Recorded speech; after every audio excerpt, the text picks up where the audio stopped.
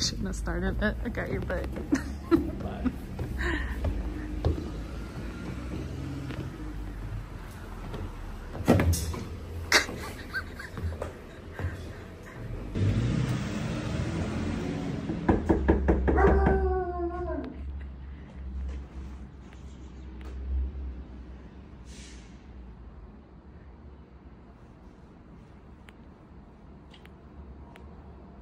I hear someone.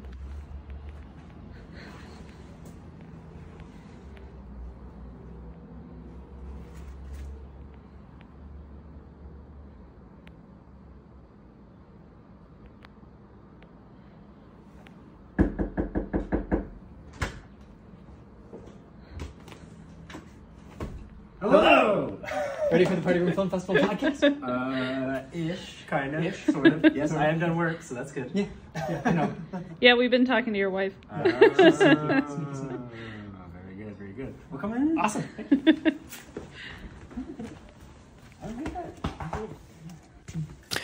Well, Josiah, welcome back to the Party Room Film Festival podcast. Season 3, episode, this would be episode, my math, 6 or 7, one of the two. Wow. So, all right. Not Awesome. entirely sure which one. So at this time, the last episode that has been out is Trevor, because I'm behind on editing. Mm-hmm. And I hear that you haven't even watched it yet.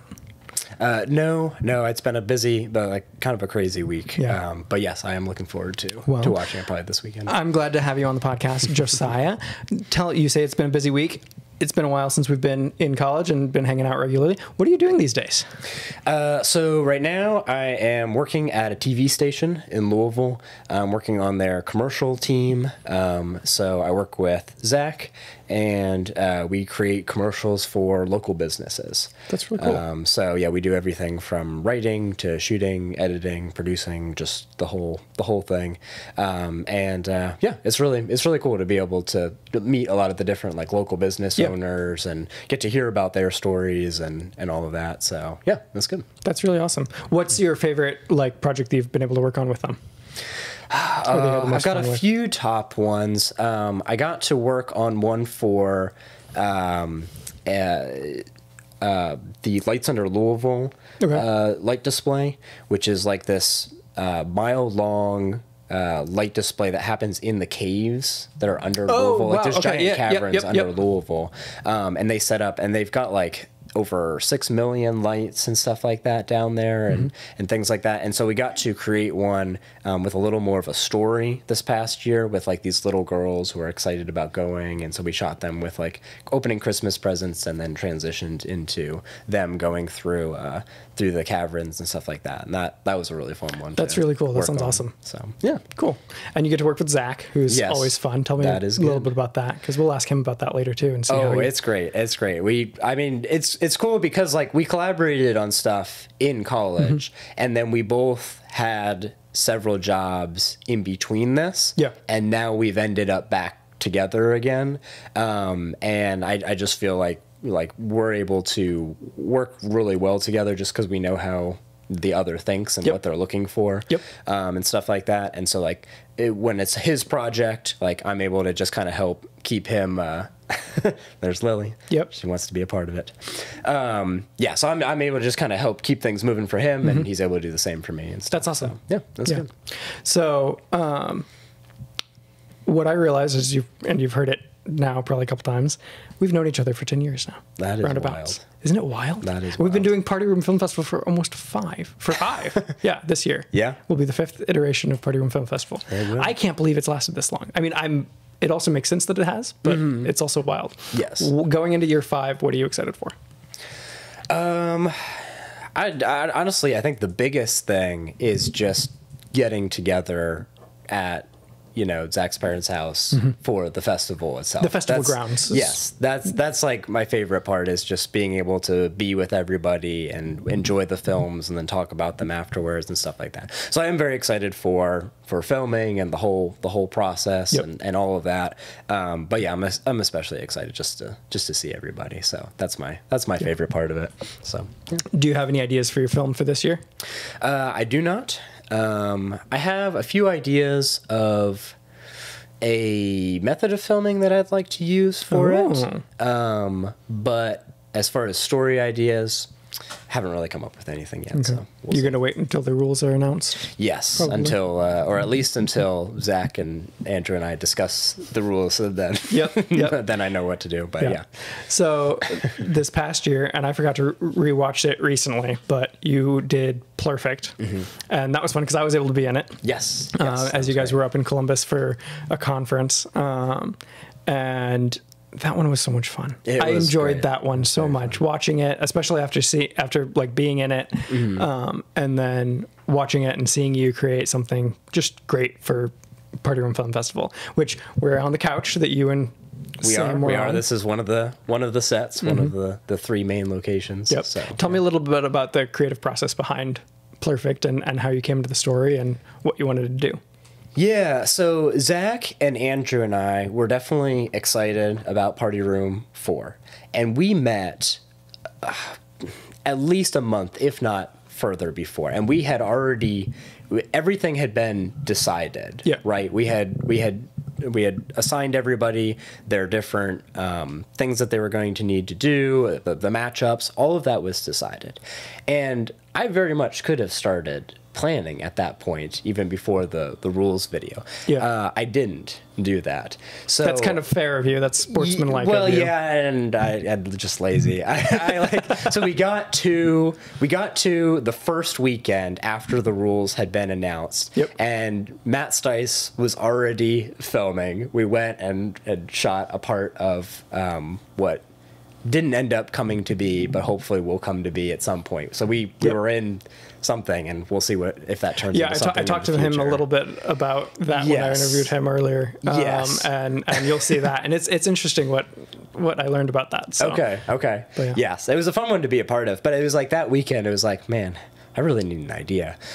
So I think like the week after that, I went to the gym and I just got on the elliptical and I had my notes app open and I just started going and just like free writing and just like trying to jot down ideas. And so I was thinking about the things that I was going to already be doing in June and July to see how I could incorporate those in. So like going to visit you guys was one of those things. And then I was thinking about like just the things that had to be in there. And so then I came up, I was like the plumber or the plunger had to be in there. And I was like, well, maybe I could just make it about the plunger. And then I think the other spark was a lot of those Wes Anderson AI videos have been coming out. Where they like take movies and then they say if Wes Anderson directed them. And so I thought those were really funny. And so that was in my head as well. And so I was like, I wonder if I could do something in that style of storytelling and that visual language. So that was kind of the first seeds of it, and then I just kind of built it off of there. So yeah, that's really awesome. What was your favorite part of Perfect to make? Favorite part. It was probably doing the finale where the plunger starts to get away from me and I'm like shaking it and stuff like that. Plunging the lake. Yes, plunging the lake and all of that. That was pretty fun to film. It was very hot that day. And I'm pretty sure we shot that scene after shooting a good chunk of Power of Friendship. So I was helping Zach with that one. And so we had spent most of the day working on that. Actually, a couple of them had a lot going on. So the shoot with Andrew traveled in and we were working on his film. We shot my green screen role for Tanner's film, and we shot the scene with Andrew and I for Perfect. That was all one day, and that all wrapped before like 4 p.m. because then we went over to Trevor's house afterwards. So it was a wild day. We were just like running all over Zach's parents' property and shooting everything we could get. But, That was fun. That's cool. So tell me a little bit about working with Zach on Power of the Friendship then. You don't have to give a lot that like he might say, but like how is that? It was cool. Yeah, it was really, that was a fun one. It's like Zach had a very clear vision as far as what he was going for, and I think he did a good job directing Nick and Ian in that to get what he was looking for. Yeah. I think probably the most memorable moment was when we shot the scene with the M&Ms overhead when they're both laying next to each other in the bed, because to accomplish that we had a bar that we ran over the top, and so we had like a few lights in the room, but Zach is just standing balancing above their heads, like just able to like grab the phone, which is like dangling underneath on the bar and stuff like that. But yeah, that one also, we ended up shooting the scene with Ian where he like falls down at like 11 o'clock at night. Oh, wow. So it was a long shooting day. I'm pretty sure we had shot a bunch. We then took a break as it was getting dark to shoot the ending of Perfect, and then had some dinner, and then shot the bit with Ian crashing down. So yeah, that was another marathon day. But yeah, cool. Very good. How many nerds did you end up having in Perfect? In Perfect, I think 3 on screen. So we had, and every person that I talked to was in a different state. Oh, really? So Sam was here on this couch in Kentucky. Andrew was in Indiana at Zach's house. And then you obviously were in Ohio. Yep. So yes, each of those 3 different people were in different states. That's just kind of how it worked out. That's really funny. Then Jacob McGlone voiced the off-screen character of the ticket selling person. Yep. The plunger convention. I loved the plunger convention. That was amazing. Yeah, but yeah, awesome. So, it was so cool to see Andrew's data that he pulled out. What were some of your favorite films from this past year? Oh, favorite films from this past year. Let's see. I definitely loved Paul's a lot. I very much enjoyed that. Actually, on a fairly regular basis, when Zach and I are out on a shoot, I'll be like, indeed, Sir Sam. We'll quote that one pretty often. So that was definitely one of my tops. Let's see. I loved how Power of Friendship came together and stuff. It's crazy. I know Zach poured a lot into the post production. Yeah, no, he put a lot into that one. That one, yeah, that was a stretch. But yeah, that one really came together. And Levi's, I obviously loved Tick his as well. Amazing. We were talking about that for a while. Yep. But yeah, I would say those were some of my top ones for sure. What do you think makes a really excellent party room film? I think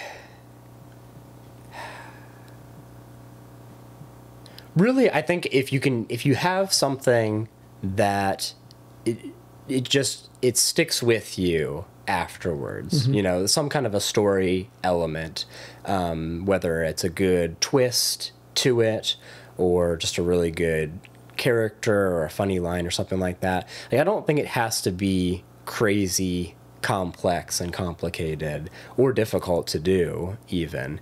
If you can just have like something that sticks with you afterwards, then I think that's the kind of the key ingredient. But yeah.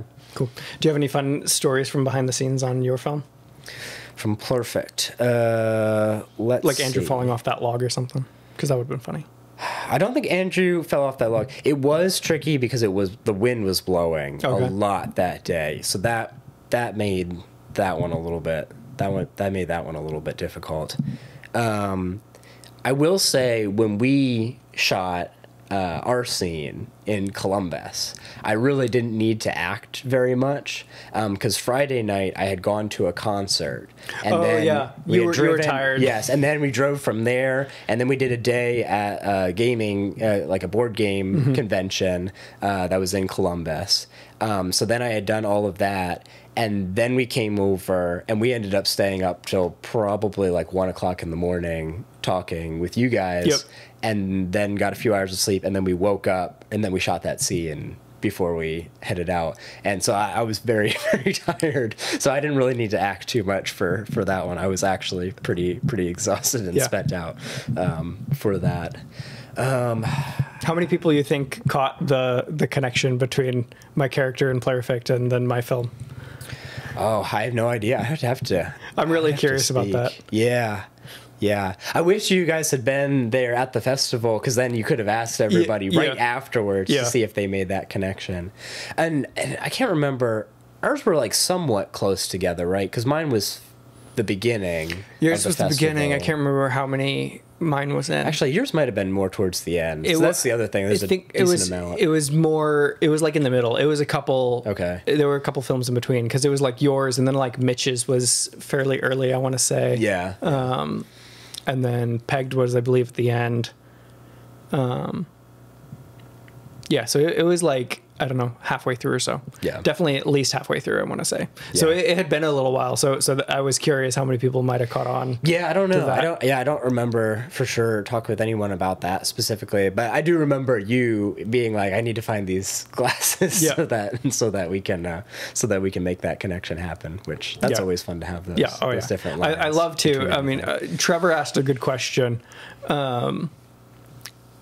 in the podcast about like how people vote, like in the polling that Andrew did, how people regard their, not just their own films, because like everybody seems to be like in some ways proud of their own films, and that's awesome. I love like we love that people love what they've made, but like also just like people seem to vote highly for films that they were a part of in some way, because I think so much of it is like with Party Room Film Festival is like it's all and always will be just an excuse to spend time with the Party Room guys. Yeah. And the nerds of 2016 or so.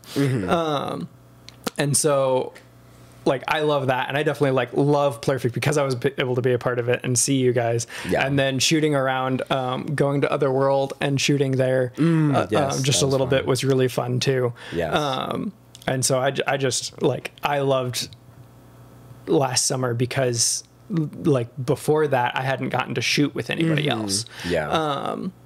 Other than Matt and I guess shot together a little bit in Tokyo in 21.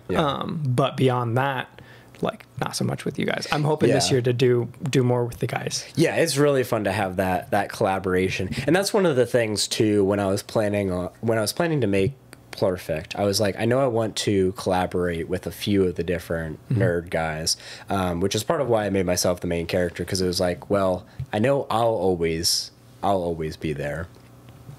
I'll always be on location when we're filming, so I can at least guarantee that, because I knew I couldn't get all of you guys together in one location to shoot in one day, like we did with Interconvoluted. But the year before, I had when I did The Greatest Showdown, that one was really fun and a fun challenge, but I did miss the collaboration. Like the only stuff that I shot with someone was Sam. And then everything else was people recording themselves and then sending it to me and then me layering it in there, which was a fun challenge, and it was fun to put all of that together. But I did miss, like, when I did Interconvoluted, and like I was with Paul Sigler and Nick Collier and Logan Schaefer, and we were able to like make all that happen. Which that one, I forgot about that one. That one's a really fun one. I watched that actually recently.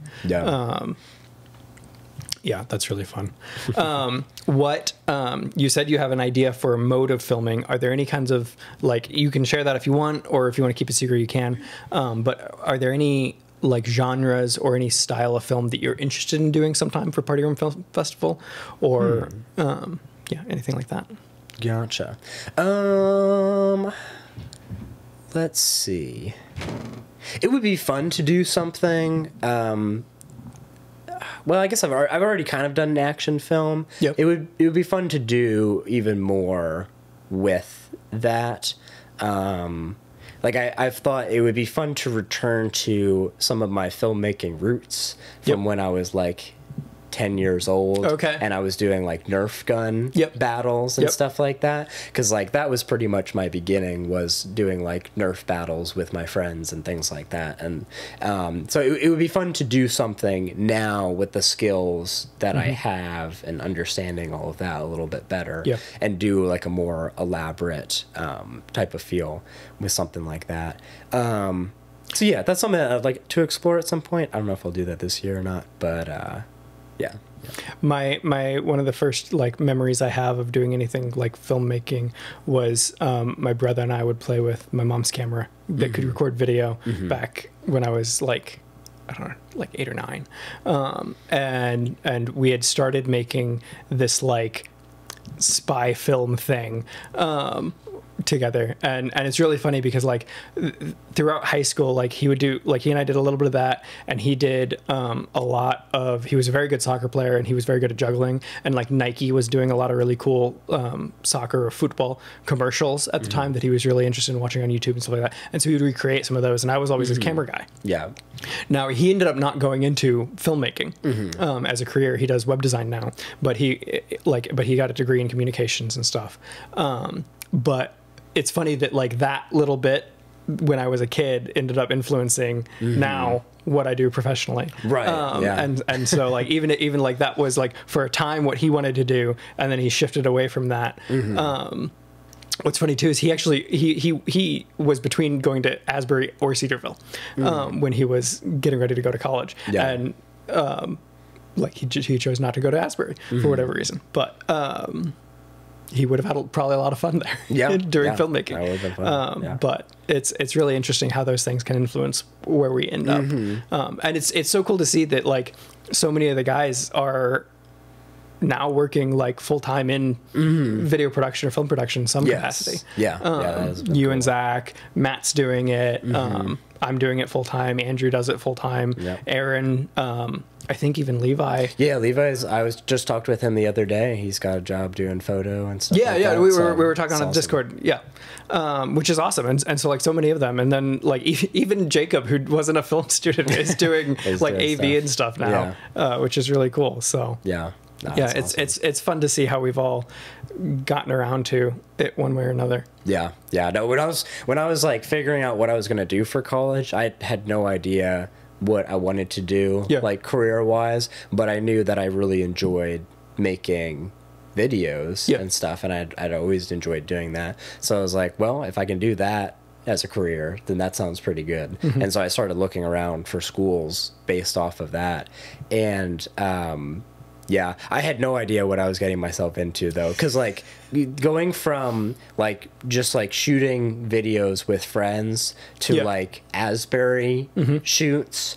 where, you know, there's a whole crew and stuff happening, and it moves so slowly. You get like one shot and then you do it like 10 times, and then an hour later you move on to the next shot and stuff like that. It was like, that was such a different experience than like the run and gun type of stuff, which what I'm doing now is almost more like run and gun type of stuff for a lot of commercials. It's just like get as much B-roll as you can for whatever it is. Like yesterday I was doing like a car detail place, and they'd be like, okay, now he's gonna do this thing, and I just like shoot as much as I possibly could and move like one light around and then do something, and then be like, all right, and now they're gonna foam up this car and do this thing, and it's like, all right, and then you're just like moving from one thing to the next, capturing it quickly as kind of as it happens. It's interesting how that, like, I wish that was something that, and I don't know exactly how Asbury does things now, but like I wish that's something that they did more instruction on. Like understanding how a large film crew works is important, and understanding some of those larger shoots is very important. But like you said,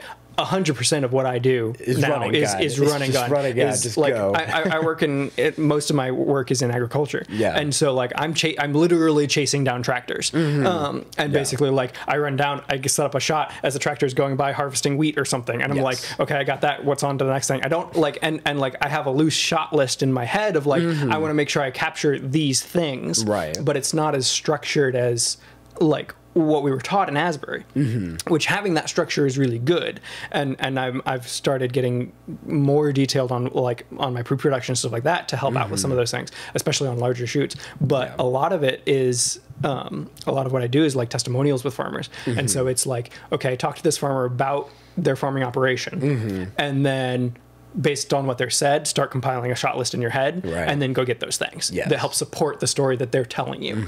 And so you can't plan ahead the same way when you don't have the help of a larger crew often.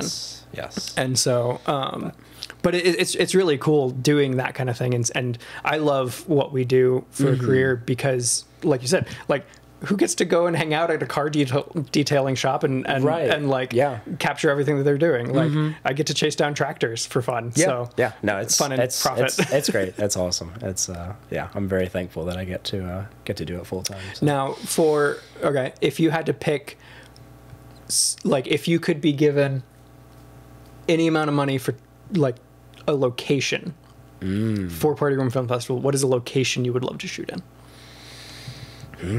Let's see. If you could swing it somehow. What would be a cool location? One would probably be like in the mountains in Colorado. Okay. And do something with like snowboarding. Okay. And stuff. Somehow incorporate snowboarding in. Like that's something that I've always wanted to do. Like go. Now that would be hard to do in June. You'd have to really get up there. You might have to go to like the Alps. I guess if you've got unlimited money, then go like to the Alps or something where there's always snow. There's always snow and do. I think there's some parts of Colorado that always have snow. Yeah. But so I think that would probably be it. Like so go somewhere where there's always snow and do like some snowboarding. So one of my my primary idea for this year was gonna be to shoot when we had a blizzard sometime in Ohio, especially my parents, they live off the lake, and do that and just shoot it in January and be like, okay, this sets up things, but it's not like my entire film. But we never got enough snow.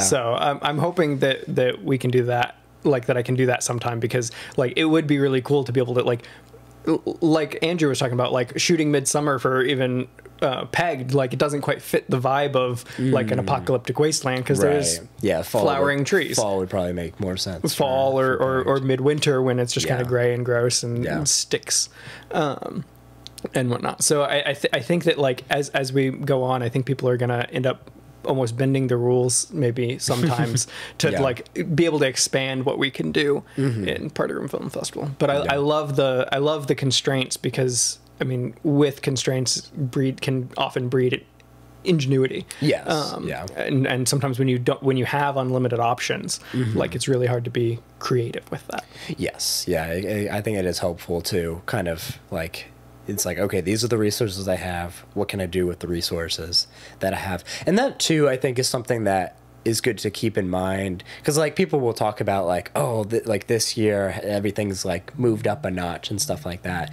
And I think that's definitely true in a lot of ways. And I think that we are developing... One thing that I've thought has been encouraging is I feel like we've been developing story-wise as we've been going. Like there have been more films that have a little bit more of like a heart to them. And and some films are more just like a punchline, and that's totally fine as well. But there are also ones that will have a little bit more of a heart to them, which I think is good. And so it's like, I think especially as like now we're moving into the season where there's a few kids in the mix, they're going to start to get older, there's going to be less time and flexibility and stuff for people to realize that like it's mainly about making something and then getting together and enjoying that together. So even if that has to be something very simple that you shoot on a single day and throw together and all of that, like that's still great, and that's still awesome. Yep. And stuff like that. So like, not to put too much pressure. Like if you have the time to go all out and create something super complex, then great. But if not, like, that's also totally cool. Like, yeah, just keep it simple. Yeah. No, I do love the variety that we get, and depending, it's interesting to see too, because like depending on where people are in their lives in different parts of like through the years, it like Party Room is going to be an interesting time capsule of each of those years as we move forward. Because like as last minute and kind of quirky and like just like bad as Obligation is, like it's a very real time capsule of Mitch in last year, right? Like right after what's his kid's name? Shoot, August was born, and like him tossing the camera down the stairs and seeing little August and Heidi and everything. Heidi. Shoot. I can't remember off the top of my head now. But like that time capsule of Mitch at that time is going to be something he's going to look back on in 10 years and be like, huh, that was really interesting. That was a wild time when August was less than a year old. Just I also think I just think that's so funny, because like if Mitch had made a like 2-minute long montage of Augie doing like just random stuff, random stuff with Augie and Holly, he probably would have won his category. It was because he threw the camera down the stairs. But you know, that's Mitch. He likes to do his own thing and stuff like that. But I thought that was so funny. So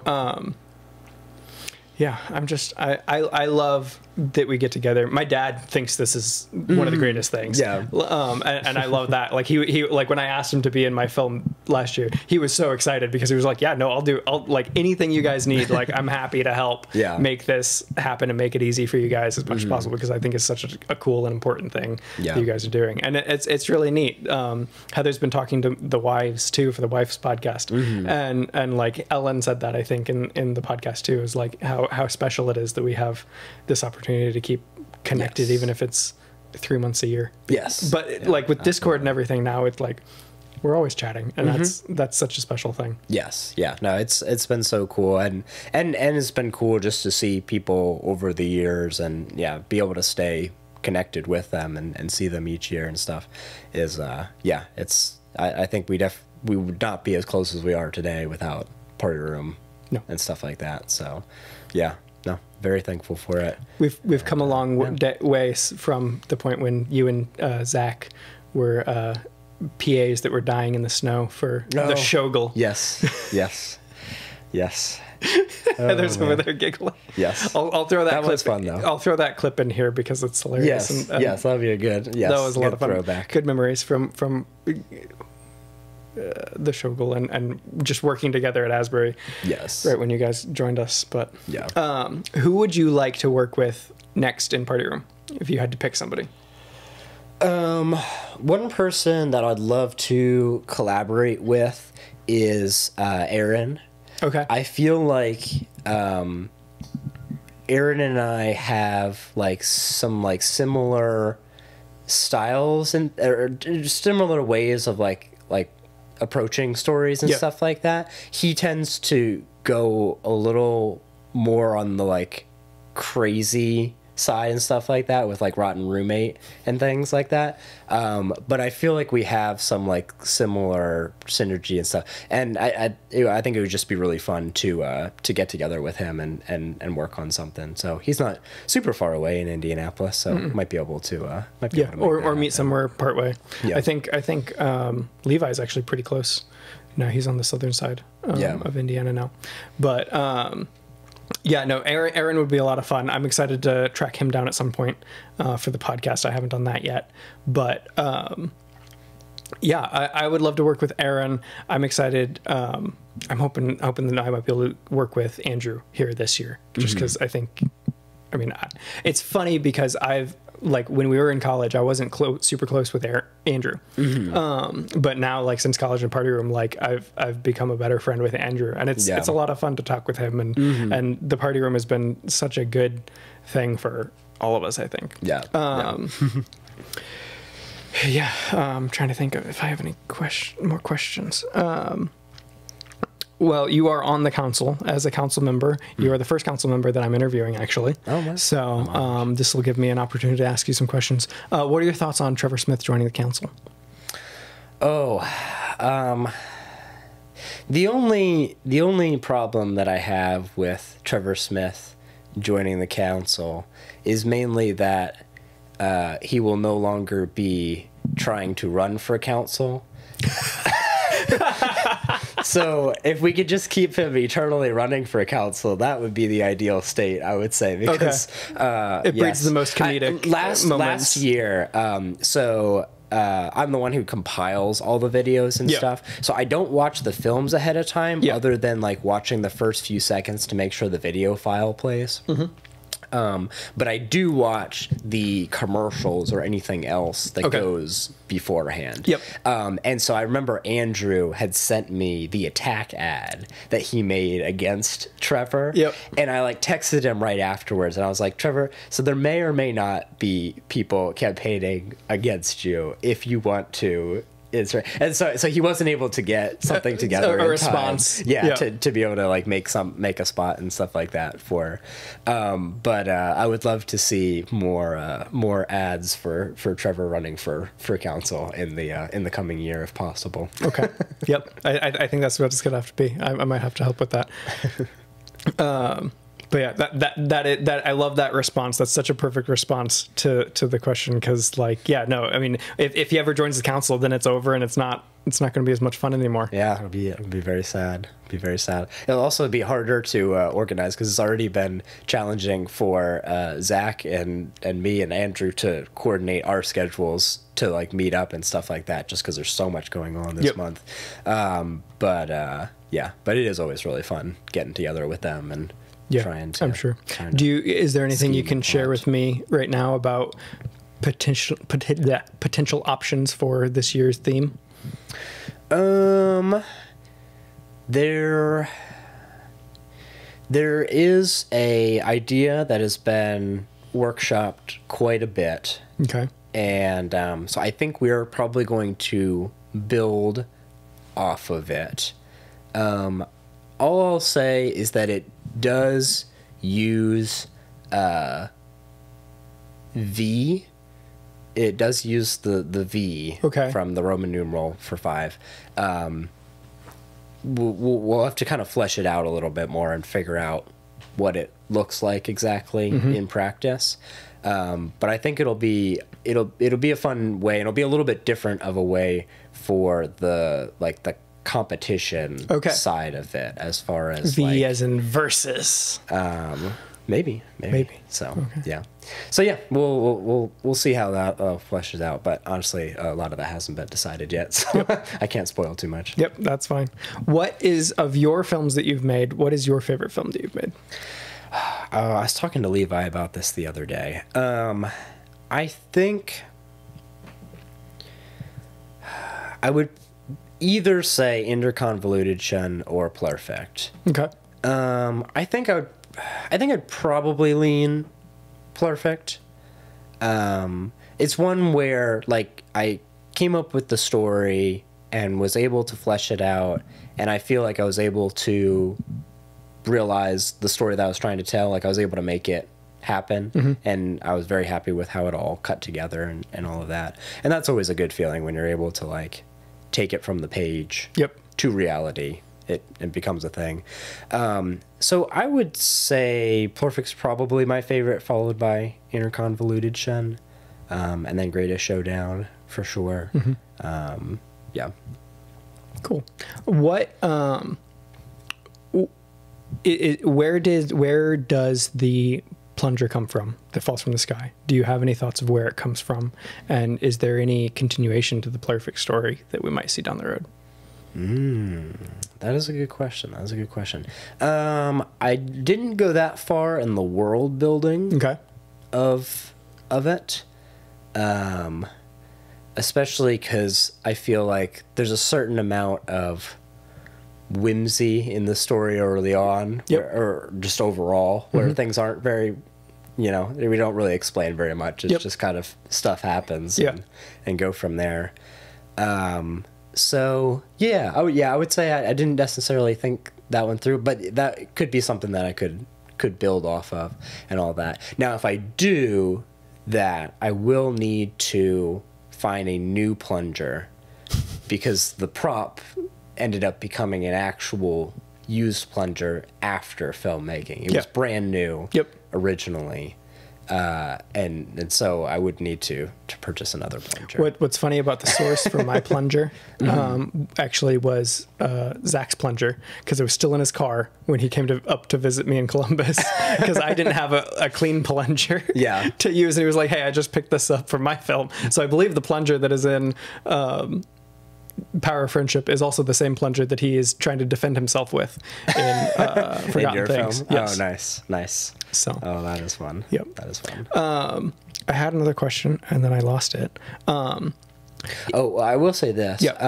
So as far as like the theme and stuff of PRFFP, like as I was like coming up with the story and writing it out, I like as like goofy and weird and quirky as it is, like there is a certain amount where like not to that degree, but I do feel like my mind works that way sometimes, where I'll just like very much be spaced out and not present in the moment.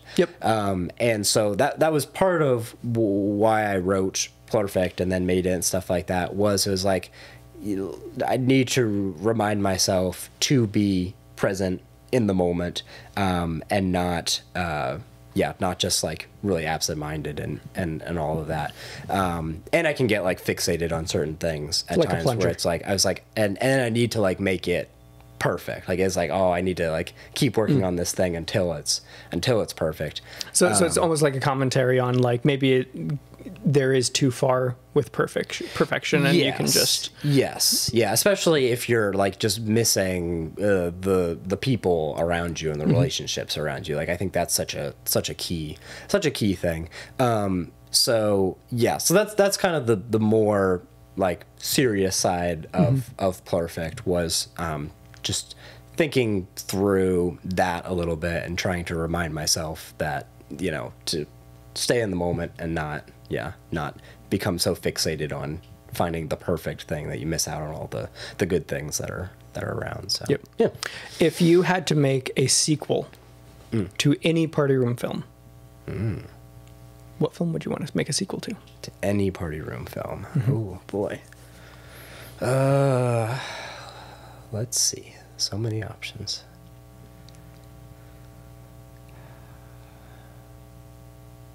Definitely not one of Levi's films. Because musically, I don't not musically inclined. I don't have that talent. I don't think many of us do. I think Levi's like mostly the only one. He's got a corner on the market as far as the music side goes, and I very much enjoy it. So, you know, as long as he wants to keep making music, I'm good with that. Let's see, what would be fun to build off of? I'm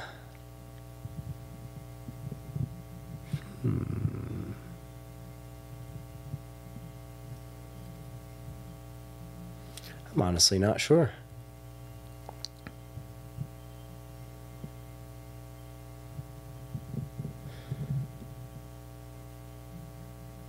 It's gonna be a very long pause. It's fine. I'm trying to think too of what would be a good one. I mean, any of Zach's could be fun. Honestly, like I keep like people keep bringing up Wet in the chat, and I think Wet would be an interesting one to make a sequel to. That is true. Wet is such a dark horse in year 2 that like when you watch it again, it's like it was actually really fun, like really well put together and very creative. Yes. And I used I don't know if you noticed, but in my film when my character is looking at all the screens, Wet is playing like the scene where he gets grabbed by the thing and pulled into the lake is playing on one of the TV monitors. And like Wet was really fun. So I think you could make a whole bunch of Wet adjacent films. pretty easily and have a lot of fun with something like that. Yes. I don't know if that would be a good title. I don't know if you'd want to call them wet adjacent films. But yes, I know what you're talking about. Yes. Wet also is one of those ones where it's a bit of a tragedy, because during the festival, like we used to, during that year was the last year we did this, but the first 2 years that we did the festival, we streamed it from the YouTube. Like we streamed to YouTube, and then we watched that YouTube link on site. Right? Okay. That way, if other people were watching it, it was the right timing. It would be exactly on the timing. But the downside to that was, if the internet has an issue, then it affects us as well as everything. And that's what happened. So during wet like stopped partway through. No. Okay. And then it like took a little bit to get going again. So that was really a bummer as far as its initial thing. So since then, it's a YouTube premiere instead of a live stream. And I play that same file, so I just try to sync it up as close as possible for those who are out. That way it's more consistent and we don't have that. But yeah, that just makes me so sad when I think back to we were watching through wet, and then it got stuck, and then it was like, oh no, and then they had to refresh and get it going again. But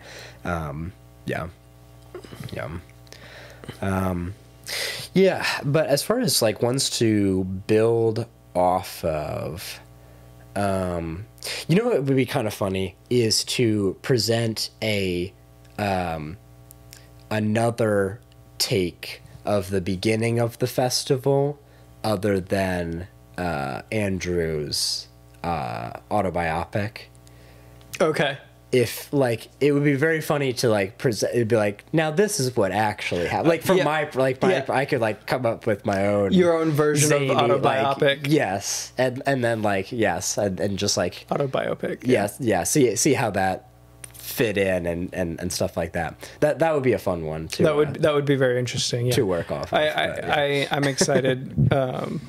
Just for the potential of people making more sequels to things. It would be an interesting what would be an interesting theme sometime is to like do pairs, and the rule is you have to make a sequel or a remake of one of your opponent's films. That would be fun. That would be fun. Yeah. So like you could get paired up with Andrew and make a sequel or a remake of Autobiopic. Yeah, especially like a few years down the road, it's like we'll have so many things. There'll be a lot to choose from as far as their library of things that they've created. So yeah, that would be fun.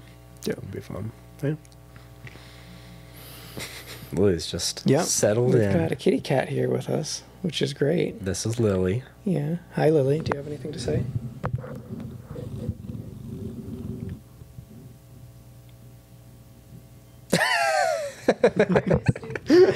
That was a very good comment from Lily the cat. Words of wisdom. Words of wisdom from the cat. Let's see.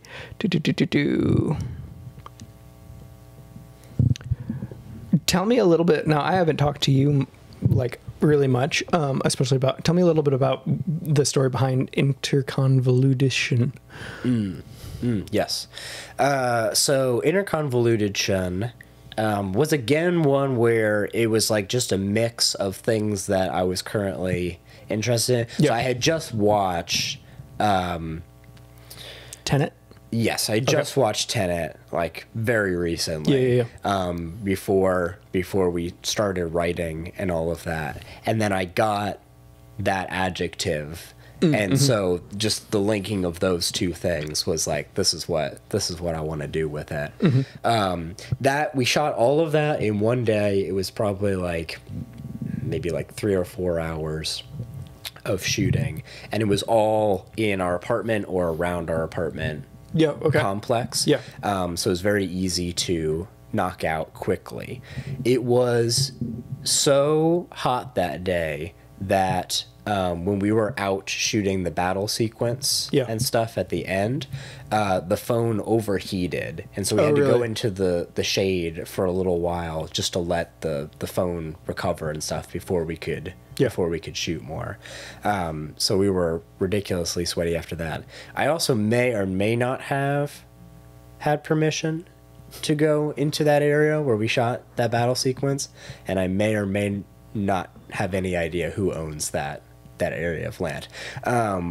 But yeah, we definitely moved. We tried to move through there as quickly as possible. That makes sense. A little bit of guerrilla filmmaking. Yes, yeah. And at the end, I went to get the car from where I had parked it, and I pulled up to the corner, like right on the edge, which is right across from like a Burger King. Yeah. And so it's like Nick and Paul and Logan are standing there. Nick is covered in fake blood. Yep. Which he wanted to do a spit take. I was like, you don't have to put it in your mouth. Like we'll just put it all over you, and that'll be fine.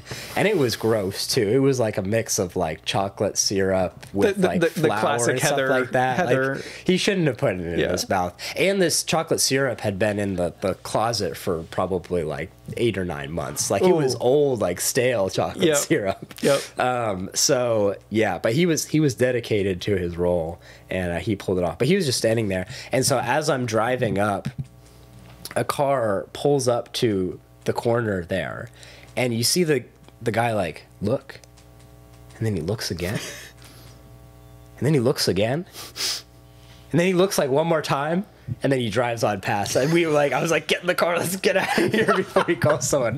But I don't know if he actually did, but we were like, yeah, let's get out of here. Let's move. But yes, it was ridiculous. But yeah, very fun.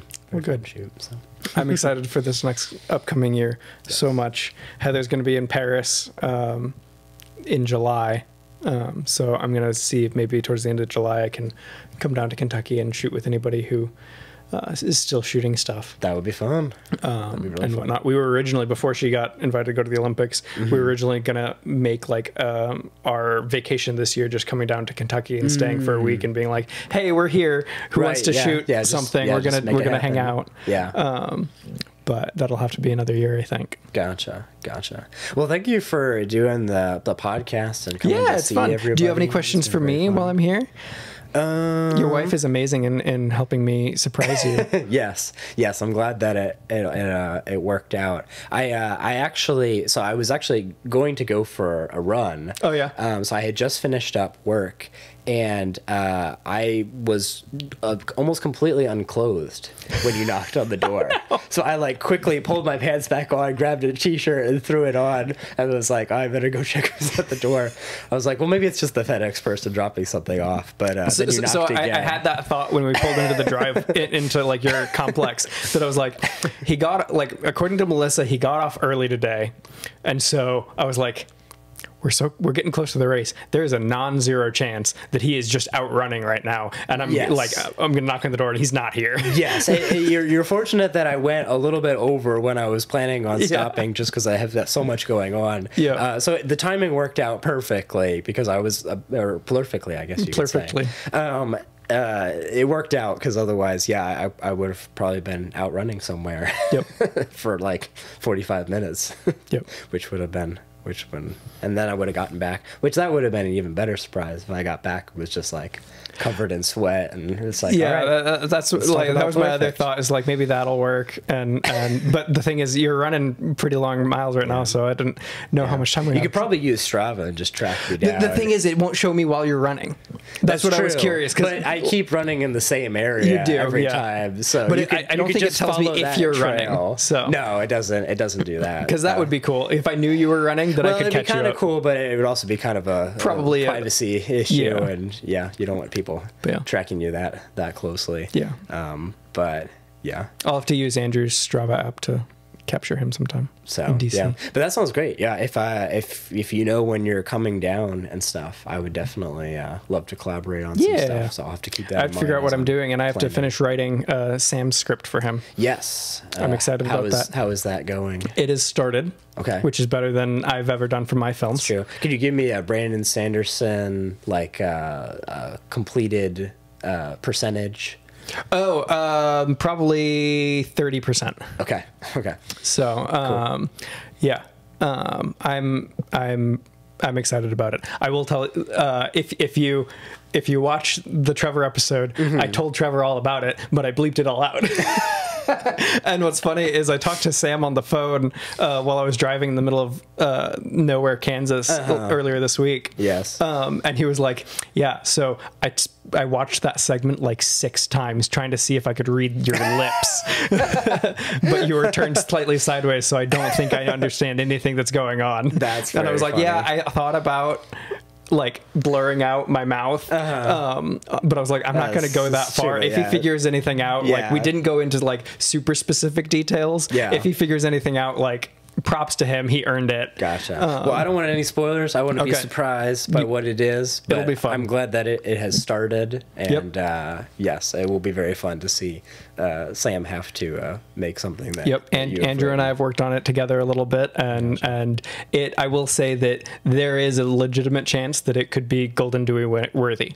What a plot twist that would be. It'll be funny, and I think it'll be really, really fun. Awesome. Especially if he goes hard on it and like really like puts a lot of effort into it. I think it'll be really, really fun. Yeah. So, all right. Cool. Well, I think you've got dinner to get to, and I got to get back on the road. So, it's been fun, and I'm gonna set our mic down so we can do the thing properly. Yes. We're just hanging out with my family.